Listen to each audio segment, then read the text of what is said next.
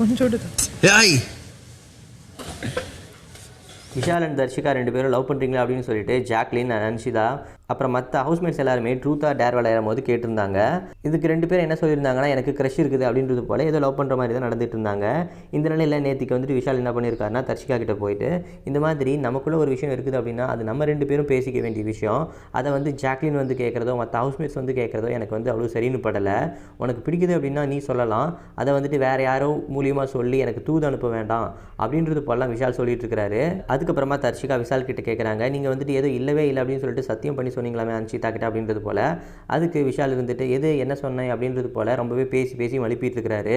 அதுக்கப்புறமா அன்ஷிதா கிட்ட போய் பேசும்போது, ஆமாம் நீங்கள் சொன்னதை நான் வந்துட்டு தர்ஷிகா கிட்ட சொன்னேன் அப்படின்றது போல் அன்ஷிதா சொல்லிட்டாங்க. அது நீங்கள் 2 பேரும் தான் பேசி தீர்த்துக்க வேண்டிய விஷயம் அப்படின்றது போல் விஷால் கிட்ட அன்ஷிதா சொன்னாங்க.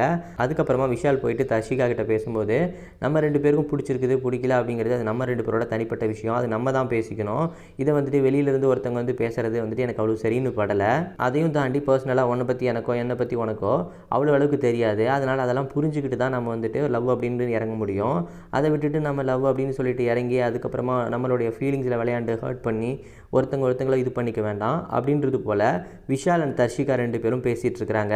அதுக்கப்புறமா நேற்றுக்கான எபிசோட் எண்டில் பார்த்தீங்கன்னா 2 பேரும் சாப்பாடு ஊட்டிகிட்டு இருந்தாங்க. இவங்க 2 பேரும் பிக் பாஸில் லவ் கண்டென்ட்டாக பண்ணுறாங்களா இல்லை உண்மையாக பண்ணுறாங்களா அப்படிங்கிறது தெரியல. ஆனால் இருக்குது ஆனால் இல்லை அப்படின்ற மாதிரி தான் 2 பேரும் காட்டிக்கிட்டு பிக் பாஸில் கண்டென்ட் பண்ணிட்டு இருக்காங்க அப்படின்ற மாதிரி தான் தெரியுது. இதை பற்றி நீங்கள் என்ன நினைக்கிறீங்க அப்படிங்கிற உங்களோட கருத்துக்களை மறந்துடாமல் கமெண்ட் செக்ஷனில் சொல்லுங்கள்.